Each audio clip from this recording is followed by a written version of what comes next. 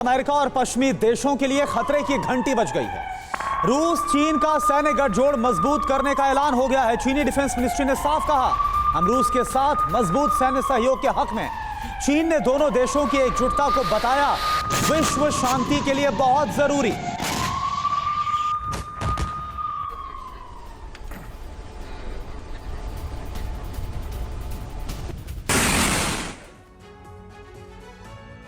आइए अब आपको बताते हैं कि चीन की ओर से रूस से मिलिट्री संबंधों को लेकर और क्या कुछ कहा गया है, और आगे हम आपको ये भी बताएंगे इसके नतीजे क्या कुछ हो सकते हैं। जल्दी से इंफॉर्मेशन वॉल पर कुछ जरूरी जानकारी आपके सामने हम रख देते हैं। तो समीर, जो जानकारी यहाँ पर सामने आ रही है वो बता देते हैं। चीनी डिफेंस मिनिस्ट्री का खुला ऐलान यहाँ पर क्या है, चीन की सेना रूसी सेना के साथ मिलकर काम करना चाहती है, ये बड़ी बात यहाँ पर कही गई है। इसके साथ ही बिल्कुल चीन के रक्षा मंत्रालय की तरफ से जो बातें कही गई हैं वो बहुत अहम। हम स्ट्रैटेजिक कम्युनिकेशन कोऑर्डिनेशन में मिलकर काम करना चाहते हैं, अटूट सैन्य गठजोड़।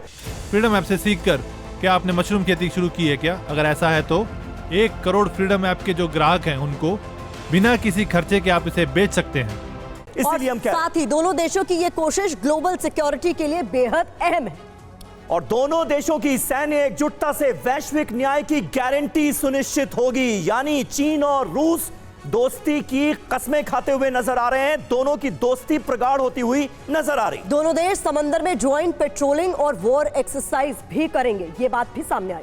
और वहीं जिनपिंग के मॉस्को दौरे के बाद दोनों देशों की सैन्य डील पर यह सबसे बड़ा बयान है जो खुल कर दिया गया है। यानी अपनी दोस्ती का पूरी दुनिया के सामने ऐलान कर दिया है। आने वाले वक्त में यह दोस्ती बरकरार रहेगी, इसके पूरे आसार नजर आ रहे हैं। करुणा बिल्कुल, और देखिए यह भी समझना होगा समीर और प्रतिमा कि दो बेहद शक्तिशाली एटमी ताकत वाले देशों में अगर मजबूत सैन्य गठजोड़ होता है तो क्या कुछ असर होगा, आइए इसको समझना बहुत जरूरी है। ग्राफिक्स के जरिए आपको फटाफट समझाते हैं। रूस प्लस चाइना, देखिए क्या इक्वेशन बढ़ रहा है। बढ़ेगा एटमी खतरा, पुतिन का हौसला बढ़ेगा, खतरनाक एटमी हथियार जो है वो बढ़ते हुए नजर आएंगे। अमेरिका यूरोप वर्सेस रूस चीन के बीच एटमी होल्ड लग सकती है। एक ही हम देखें कैसे ये जो रेस है वो चालू हो जाएगी। विश्व दो ध्रुवों के बीच बढ़ जाएगा और तनाव इससे और ज्यादा बढ़ेगा।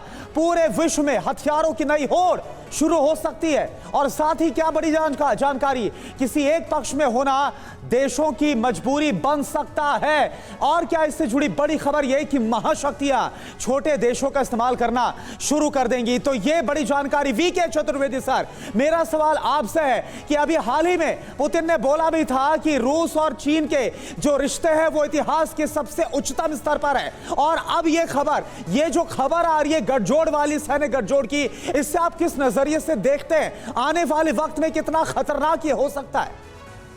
ये एक एज ए नेशनल स्ट्रेटजी के तौर पर ये दोनों देश अपने आपस में पास आ रहे हैं, चीन और रूस। उन दोनों को मालूम है कि अमेरिका उनका एक प्रतिद्वंदी है। दोनों ही अमेरिका को अपने एक अगर ज़्यादा हार्श शब्द मैं नहीं कहना चाहता, लेकिन वो तकरीबन शत्रु की तरह देखते हैं। और इसमें अगर आप देखें तो यही उनका कारण है दोनों का पास आना। कुछ दिनों पहले रूस और चीन साथ नहीं थे, लेकिन जब इंटरेस्ट मिलते हैं तो इंटरेस्ट यानी कि उनको साथ में ले आते हैं। यानी ये ध्रुवीकरण दिख रहा है। घोष सर, ये बहुत मौलिक सवाल फिर इसी से मैं पूछ रहा हूं, क्या दुनिया अचानक से, एक ग्लोबलाइज्ड वर्ल्ड अचानक से बहुत ज्यादा बढ़ता हुआ दिख रहा है आपको? जी हाँ, देखिए एक बड़ा दरार आ गया है और इसमें रूस, चीन और एक तरफ है, अमेरिका और जो एलाइज हैं वो एक तरफ हैं।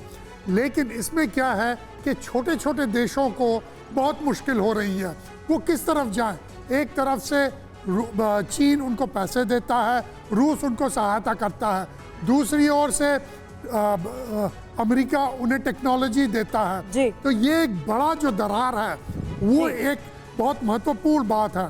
और एक बात कहना चाहता हूँ कि ये रूस और चीन जो एक साथ आ रहे हैं, इसमें रूस को एक निचला दर्जा मिला है सर। ये चीन को मालूम है और रूस को ये अच्छा नहीं लग रहा। अब तक रूस सबसे ज्यादा शक्तिशाली और ऊपर। सर, इस पर आप अपना कमेंट इस पर भी दे दीजिए कि ज़ेलेंस्की ने अभी जिनपिंग को न्योता दिया, उस पर तो कोई आधिकारिक सहमति आई नहीं जिनपिंग की ओर से, लेकिन यहाँ पर सैन्य गठजोड़ की बातें हो रही हैं, उसको किस तरीके से देखते हैं कि अमेरिका की चाल में फंसा नहीं चीन?